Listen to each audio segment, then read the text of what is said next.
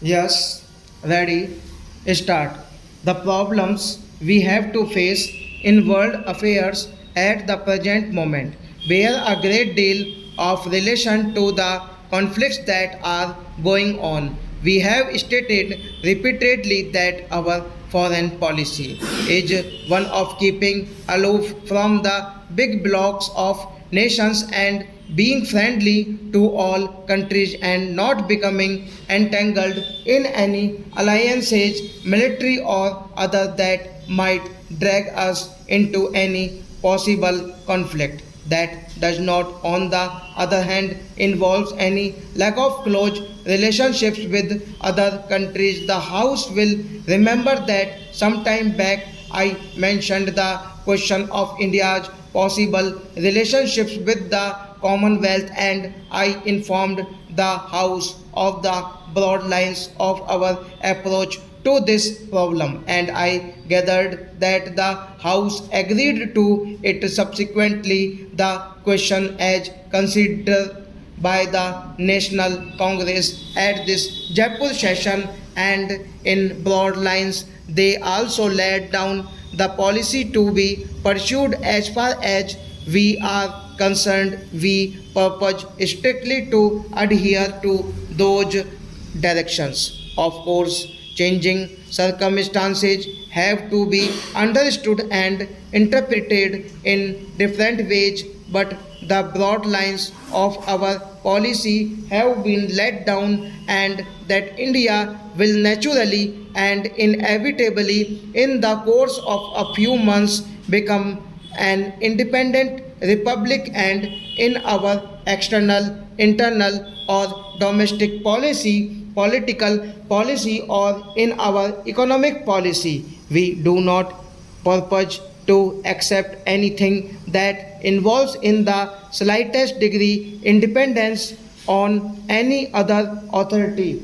Subject to that, we are prepared to associate ourselves with other countries in a friendly way. We are associated today in the United Nations with a great number of countries in the world. Anything else that we might do will naturally have to be something that does not go against our association with the United Nations. It is only in terms of independent nations cooperating together that we can consider the problem of our association with the Commonwealth. There may be, as some people have suggested, alliances with this or that nation. Alliances usually involve military and other commitments, and they are more binding. Other forms of association with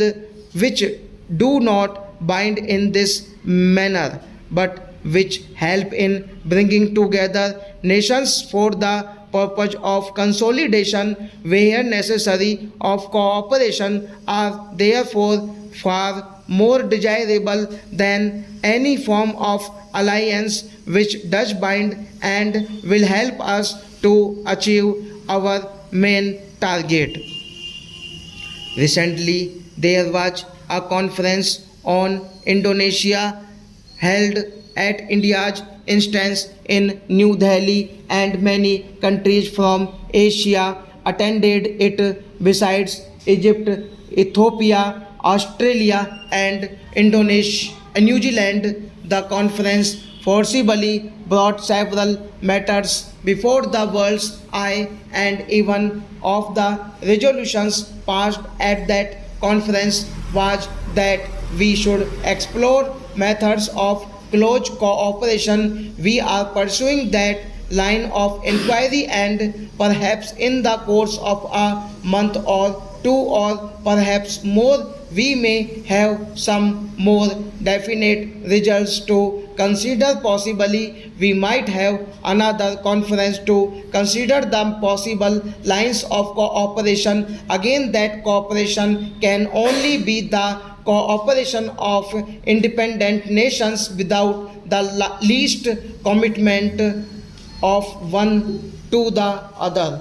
But it is a fact that there are so many matters in common between us that it is helpful for us to cooperate with one another. We have not yet decided what the region of cooperation might be because India is interested in several regions in Asia. Whether all should be grouped together or separately, I do not know. That is for us to consider together and to decide what is more feasible. But in any event, two facts have to be borne in mind. One is that whatever structure of cooperation we may build up will be entirely within the scope of the Charter of the United Nations. Secondly, there will be no binding convent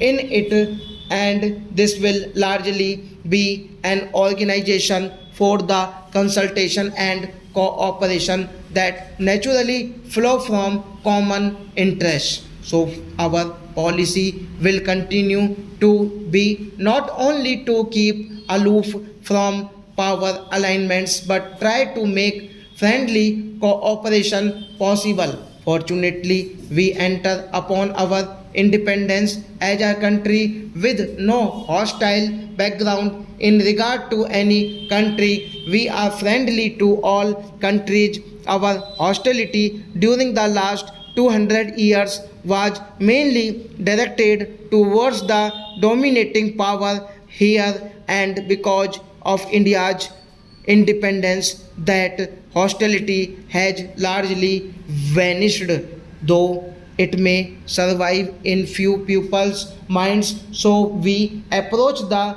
whole world on a friendly basis, and there is no reason why we should put ourselves at a disadvantage, if I may say so, by becoming unfriendly to any group. I think that India has a vital role to play in world affairs.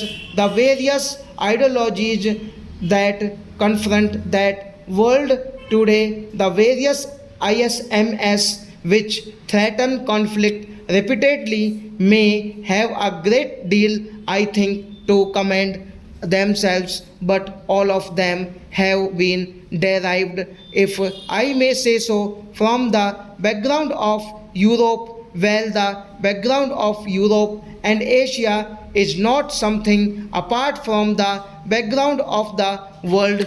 Stop.